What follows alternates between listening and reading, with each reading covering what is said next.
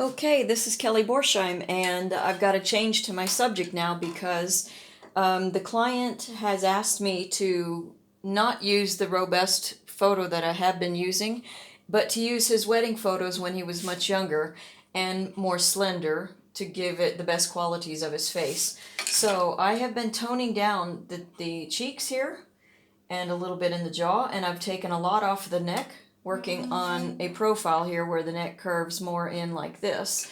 And also another silly thing that I did was I had the skin of his chest here higher than the shirt. How's that going to work out for you? So the skin obviously has to be under the shirt. This shirt's going to go up, but it's not like all of a sudden his skin goes, up like that. So I've been taking this down, which is good because it's giving him more of a neck, and that's always an appealing feature.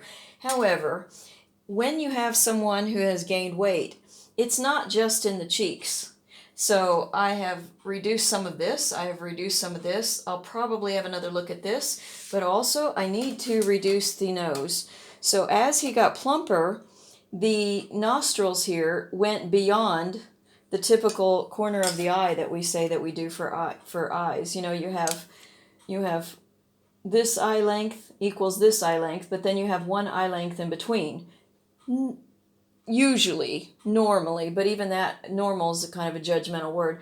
But you want to look at the relationship on that. He's pretty equal in his photos, except that when he's younger, it fits more of that standard. But as he gained weight, it seemed as though this became shorter in here. It made his eyes look closer together as he gained weight, at least on the one photo that I have to look at. So what I want to do now is also realize that when I slender down, that's not a verb, as I'm making his face more slender, also this nose is going to go away. It's not going to be nearly as wide. You can clearly see on some of his other photos. So what I want to do is match the inner eye and cut off. Now I use a tool like this because if I try to just go gently, take off a little here, a little there, that kind of thing, I lose my courage. And what happens is I end up not taking off as much because I end up going back to what I had before. And I don't want to do that because I can spend another year doing this project if I want to, and I can't afford to do that. Plus, I'm sure the wait would be excruciating for my client. There's a limit to how much you want to wait for quality work. But I don't want to keep chasing this around, so I need to make sure that, you see already that nose looks more slender.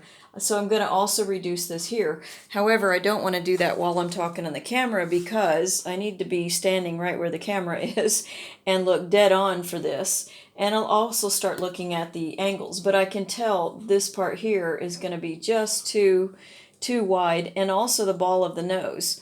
When I look at the pictures of him when he's younger on his wedding day, the nostril, of course, sticks out beyond the ball of the nose here, which is usually a two-part thing, depending on how the fat fills in the space.